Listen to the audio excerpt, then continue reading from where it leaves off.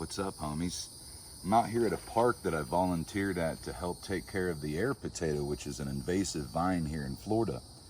And as I was sitting there whacking away with the machete, I noticed these little guys.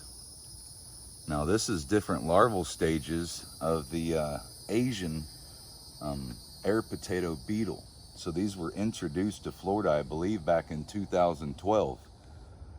I know that University of Florida caught quite a bit of heat over these guys, but they did a lot of testing and found that they weren't targeting any other species other than the air potato. So check this out, for example. Here we have the Florida native wild coffee plant. And as you can see, here's the air potato inside of it. And these beetles are basically just skeletonizing the air potato.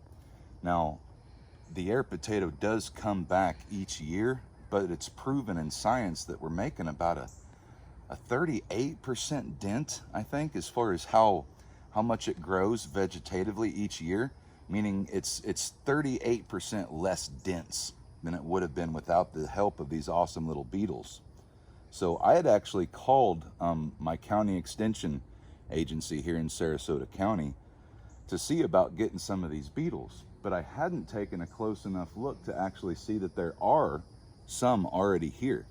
I don't know if they were placed here or if they've moved in from a local park somewhere else.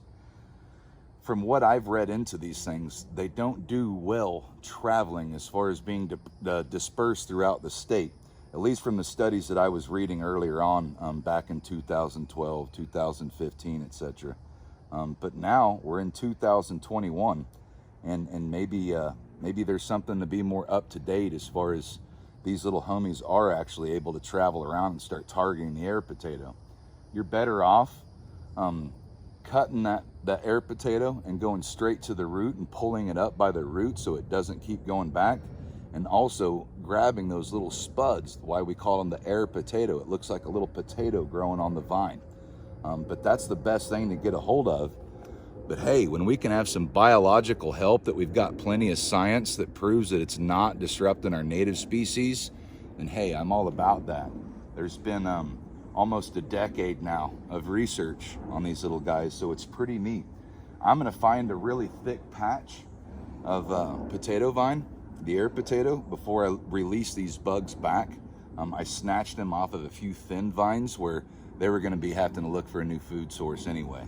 So it's just a little bit of management and conservation efforts that can go a long way for the preservation of our parks. Thanks, guys.